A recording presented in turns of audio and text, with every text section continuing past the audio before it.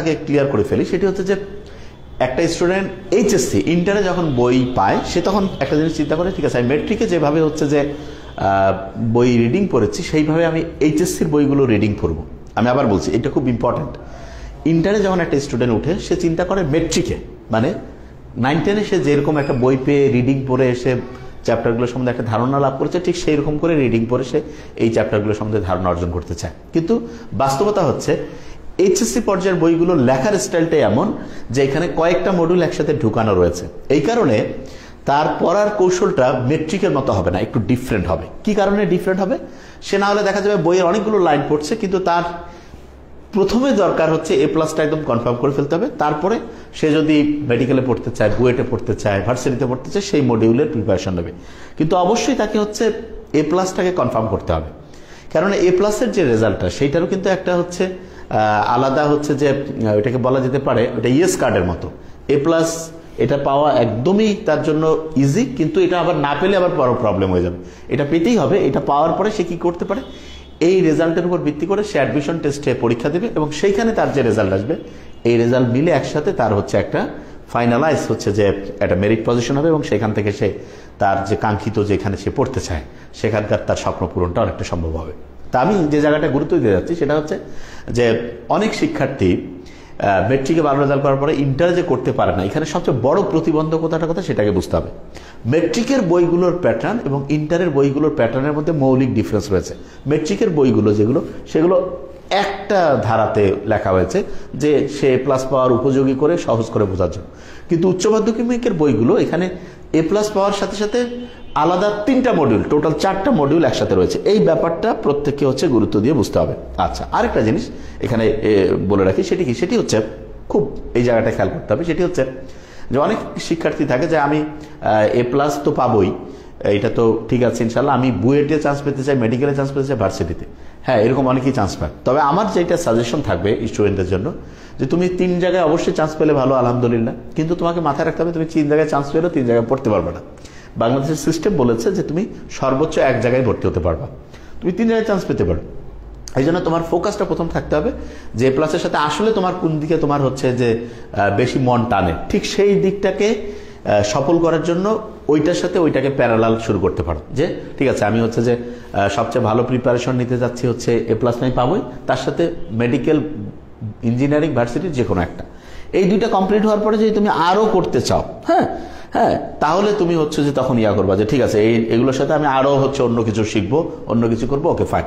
কিন্তু ভুলেও আমি আবার বলছি মেট্রিকে যেভাবে তুমি চ্যাপ্টার পড়েছো ঠিক সেই অনুযায়ী ইন্টারে চ্যাপ্টার পড়তে যেও না। তাহলে তুমি তোমার বড় ভাই আপু যারা একটু বুদ্ধিশুদ্ধি রাখে তাদেরকে জিজ্ঞেস করলে তারা যদি তোমার কাছের মানুষজন হয় তাহলে তোমাকে যে সত্যিটা বলে তাহলে তুমি অবাক হয়ে যাবা যে তার অনেক দিন সময় চলে গিয়েছে, বই ধরে সে পৃষ্ঠা উল্টে পড়েছে, শেষে সে দেখেছে যে পরীক্ষার প্রশ্ন সে ঠিকভাবে হচ্ছে সমাধান করতে পারছে না, কারণ সে বুঝতে পারেনি যে এই বইয়ের স্ট্রাকচারটা মেট্রিকের বইয়ের স্ট্রাকচারের চেয়ে একটু ভিন্ন। এটা খুব ইম্পর্টেন্ট। দ্বিতীয় আরেকটা জিনিস সেটা হচ্ছে যে মেট্রিকের বইগুলো তুমি দেখো সিরিয়াল অনুযায়ী তুমি পড়তা, একটা চ্যাপ্টার শুরু করেছো, প্রথমে অংশ পড়েছো, তারপরে অংশ পড়েছো, তারপরে অংশ পড়েছো, তারপরে, কিন্তু এখানে মাথায় রাখতে হবে ইন্টারের যে বই সেটা কখনোই তুমি সিকোয়েন্স মেনটেন করে পড়বা না। আমি আবার বলছি এটা খুব গুরুত্বপূর্ণ। এইচএসসি ইন্টারের বই কখনো তুমি সিকোয়েন্স মেনটেন করে পড়বা না। বলো ভাই এটা কেমন কথা আপনি বললেন, সারা দুনিয়া বলে সিকোয়েন্স মেনটেন করে, আপনি বলছেন যে সিকোয়েন্স মেনটেন না করতে, কেন সেটা একটু বুঝতে হবে। এইচএসসি মানে ইন্টারের যে বই রয়েছে সেই বইয়ে যে কোনো একটা চ্যাপ্টারের 15 থেকে 20% জায়গা এমন আছে যেখান থেকে তার এ প্লাসের পরীক্ষায় প্রশ্ন আসবে, বাকি 80-85% অংশ ওই 3টাতে ভাগ হয়ে ইঞ্জিনিয়ারিং, মেডিকেল, ভার্সিটি ভাগ হয়ে রয়েছে। এই বাকি 15 থেকে 20% যেটা তার এ প্লাসের জন্য রয়েছে সেখানে এমন হয়েছে যে এ প্লাসে যে প্রশ্নগুলো আসবে সেগুলো দেখা গিয়েছে বইয়ের একদম মাঝখানের, ওই চ্যাপ্টারের প্রত্যেকটা চ্যাপ্টারের মাঝখানে থাকতে পারে, আবার এমন হয়েছে শেষে থাকতে পারে, কিছু জিনিস প্রথমে থাকতে পারে। আমি আবার বলছি এই কথাটা কিন্তু খুব ইম্পর্টেন্ট। একটা চ্যাপ্টার তুমি মেট্রিকে যেরকম সিকোয়েন্স মেনটেন করে পড়েছো এইচএসসিতে মোটেও এটা তুমি করবা না। হ্যাঁ, যদি তুমি করো তাহলে তুমি যে বড় প্রবলেমটার মধ্যে পড়বা সেটা আমি ক্লিয়ার করে রাখছি। সেটা হচ্ছে ধরা যাক যে কোনো একটা চ্যাপ্টার, ধরলাম আমি কেমিস্ট্রির ক্ষেত্রে বলি, কেমিস্ট্রির ক্ষেত্রে ধরো মৌলের পর্যাবৃত্ত ধর্ম, রাসায়নিক বন্ধন, একটা চ্যাপ্টার, একটা নাম বললাম। এই চ্যাপ্টারে দেখা যায় সবচেয়ে ইম্পর্টেন্ট, আবার ভুল হয় এরকম একটা নীতি হচ্ছে ধরো ফাজানের নীতি। তো এই ফাজানের নীতিটা তুমি একদম চ্যাপ্টারের প্রথমে কিন্তু পাবা না, দেখবা মাঝখানে বা মাঝখানে একটু পরে রয়েছে। তারপরে তুমি দেখবা যে এখানে পানিতে দ্রবণীয়তার ব্যাপারটা ধরো অধ্যায় শেষের দিকে রয়েছে, ধরে নিলাম।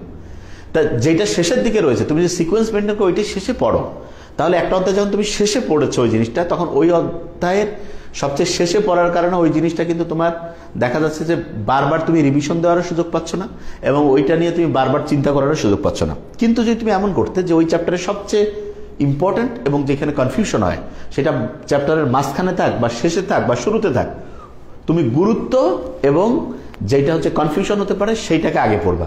সেটা যদি চ্যাপ্টারের প্রথমে থাকে প্রথমে পড়লা, যদি সেটা শেষে থাকে প্রথমে পড়বা, যদি মাঝখানে থাকে তবু হচ্ছে প্রথমে পড়বা। আমি কথাটাকে আমার মনে হয় আবার গুরুত্ব দিয়ে বলছি, একটা চ্যাপ্টার তুমি সিকোয়েন্স মেনটেন করে মেট্রিকে যে পর্যায়ে পড়ো এইচএসসিতে কখনোই পড়বা না। আমি এটা তোমাকে বলছি, আমি তোমাকে বলছি অন ক্যামেরা। তার মানে এটা নিশ্চয়ই খুবই গুরুত্বপূর্ণ একটা তথ্য যে তোমাকে হচ্ছে একটা চ্যাপ্টার তুমি মেট্রিকে যেভাবে সিকোয়েন্স মেনটেন করে পড়েছো সেভাবে পড়বা না। আই রিপিট, কেন? তুমি যদি পড়ো তাহলে তুমি একটা বড় রকমের হচ্ছে গাফিলতির মধ্যে পড়বা। কিভাবে? আমি একটা এক্সাম্পল দিই। ধরা যাক মৌলের পর্যাবৃত্ত থর্মো রাসায়নিক বন্ধন, এই চ্যাপ্টারটা ধরা যাক আমরা 10টা লেকচারে পড়বো, এই গোটাল চ্যাপ্টারটা। এখন এই চ্যাপ্টারে দেখা গেছে প্রথমে কিছু জিনিস রয়েছে, এস ব্লক মোল, পি ব্লক মোল, ডি ব্লক মোল, এফ ব্লক মোল, এরকম কিছু কথা রয়েছে, আয়নীকরণ শক্তি, ইলেকট্রন শক্তি, তড়িৎ কথা। এই কথাগুলো দেখা গিয়েছে, হ্যাঁ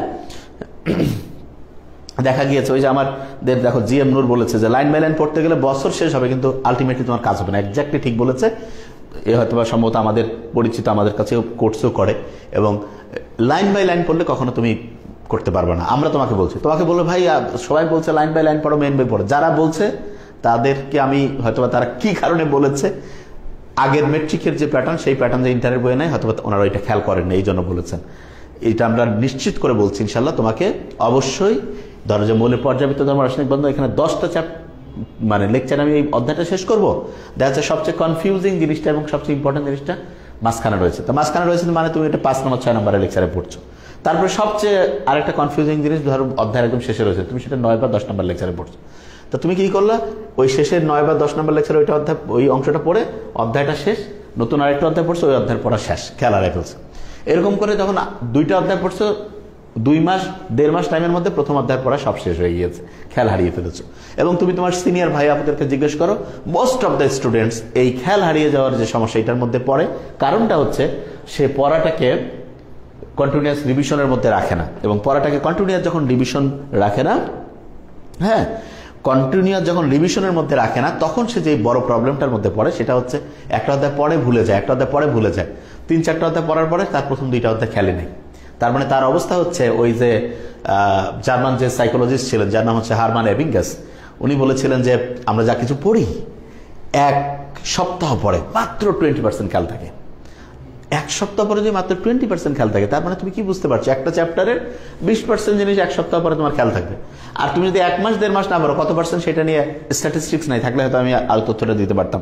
এই জন্য প্রত্যেককে বলবো যে পড়ার সিস্টেম এইচএসসি পর্যায়ে কমপ্লিটলি ডিফারেন্ট হবে, একদম ডিফারেন্ট সিস্টেম। সেটা কি হতে পারে, একটা চ্যাপ্টার যখন আমরা পড়বো নট অ্যাকর্ডিং টু সিকোয়েন্স দিয়ে নয়। আবার বলছি, ওই চ্যাপ্টারে প্রশ্ন যেগুলো আসবে, যেই অংশগুলো A+ আসবে, সেগুলোর মধ্যে সবচেয়ে ইম্পর্টেন্ট এবং সবচেয়ে কঠিন সেটা আগে পড়বো। আবার বলছি আমি এই কথাটা, সবচেয়ে ইম্পর্টেন্ট এবং সবচেয়ে কঠিন এটা আগে পড়বো। আর তুমি বলতে পারো যে ভাই অনেক জায়গায় তো সিকোয়েন্স অনুসারে পড়ায়। সিকোয়েন্স অনুসারে পড়ালে তোমার ক্ষতিটা কি সেটা আমি বলি।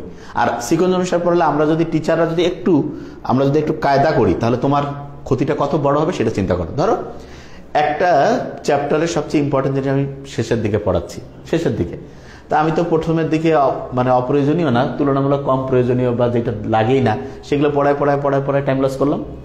তোমার অধ্যায়টা যে ভাইয়া এটা তো আমাদের মোটামুটি এই শেষের 2টা লেকচারের মধ্যে হয়েছে, শেষ, ওকে ফাইন। এরকম করে তুমি যখন 8 মাস 6 মাস পড়ছো, পড়ার পরে দেখছো তুমি 4-5টা অধ্যায় পড়ছো কিন্তু আগের পড়া খেয়াল নেই, এবং তুমি দেখলা যে প্রত্যেকটা অধ্যায় সবচেয়ে কঠিন জিনিসগুলো যেগুলো পরীক্ষা সেগুলো তোমার অত জানা নেই। তখন তুমি কি করলা, 1-1.5 বছর পড়ার পরে আবার তুমি বলতেছো যে আরেকটা নতুন কোর্স করি। নতুন কোর্স মানে কি, যে আবার হচ্ছে যে কারণ পরীক্ষার প্রশ্নগুলো পাচ্ছি না, আরেকটা হচ্ছে যে আলাদা করে হচ্ছে ব্যাচ করে পড়তে থাকি। ওই আবার যদি ওই সিকোয়েন্স অনুযায়ী পড়ে তোমার রেজাল্ট একই হবে। এবং এইখানে অনেক সময় টিচাররাও আমরা কি করি, চিন্তা করি যে না ইম্পর্টেন্ট জিনিসটা হাতে রেখে দিই, ও প্রাইভেট না পড়বে সারাদিন ইয়া করবে, শেষেও তো আসতেই হবে, কারণ মেইন জিনিসটা এখনো পড়ানো হয়নি। এবং এই জিনিসটা আমি একদম ক্যামেরার সামনে বললাম, এটা হচ্ছে একটা বাস্তবতা, রূঢ় বাস্তবতা। এই বাস্তবতাটা তুমি তোমার সিনিয়র ভাইয়া আপু যারা আছে তাদেরকে বলতে পারো যে এটা হ্যাঁ, এটা ঠিক না বেঠিক এই জিনিসটা একদম ক্লিয়ার হয়ে যাবে। আচ্ছা, এখন তোমরা তাহলে দুইটা জিনিস বুঝতে পেরেছো। এক নাম্বার যেটা, সেটা হচ্ছে যে এ প্লাসের বইগুলো যে এইচএসসি রয়েছে সেখানে এ প্লাসের সাথে অন্য 3টা মডিউল রয়েছে। আর যারা হচ্ছে যে তোমাদের একটা অধ্যায় পড়বা, সেই অধ্যায়ের মোটেই সিকোয়েন্স অনুসারে পড়বা না। আবার বলছি, এটা খুব ইম্পর্টেন্ট। কি অনুসারে পড়বা? গুরুত্ব অনুসারে, যেটি সবচেয়ে বেশি গুরুত্বপূর্ণ এবং কনফিউজিং সেটা আগে পড়বা, তারপর একটা এই অনুযায়ী পড়বা। তাহলে তোমার ইনশাআল্লাহ সবচেয়ে অসাধারণ প্রিপারেশন হবে।